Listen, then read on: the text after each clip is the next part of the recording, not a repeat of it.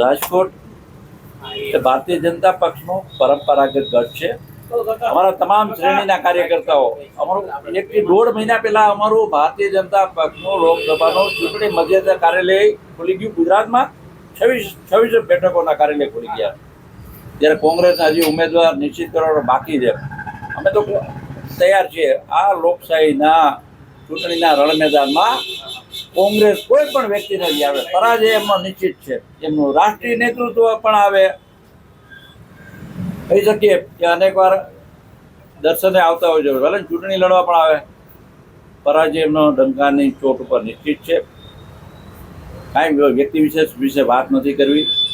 અમારા કરેલા કામ ઉપર અમને ભરોસો છે, રાજકોટની પ્રજાઓ પર ભરોસો છે, અમારા નેતૃત્વ પર ભરોસો છે. વડાપ્રધાન નરેન્દ્રભાઈ મોદીએ એમના જીવનની સૌથી પહેલી ચૂંટણી જ્યારે રાજકોટથી લડ્યા, રાજકોટની પ્રજા સાથે એમનો પારિવારિક ઘરોબો છે.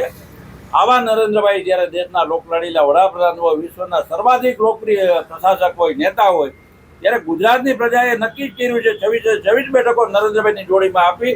ત્યારે રાજકોટના રાષ્ટ્રવાદી માનસિકતા ધરાવતા, વિચારધારા ધરાવતા મતદાતાઓ, પ્રજાજનો એક જ વાક્યમાં કહું, ભાજપનો વિજય 5 થી 7 લાખ વચ્ચેની લીડ સાથે નિશ્ચિત છે. કોંગ્રેસનું કોઈ પણ નેતા આવે એમનો પરાજય નિશ્ચિત છે. એમને જે કાંઈ નામો નક્કી કરે, જો અને તોની રાજનીતિ ચાલે છે. ઉમેદવારો સૌરાષ્ટ્રમાં નિશ્ચિત કરવામાં બહુ કઠણાઈઓ પડે છે. રાજકોટમાં જ આ જ પરિસ્થિતિ છે. ત્યારે મને લાગે છે કે પરાજય ભાળી ગયેલા કોંગ્રેસના આગેવાનો હજી સુધી નામ નક્કી નથી કરી શક્યા. ત્યારે જો અને તોની રાજનીતિ ચલાવી રહ્યા છે.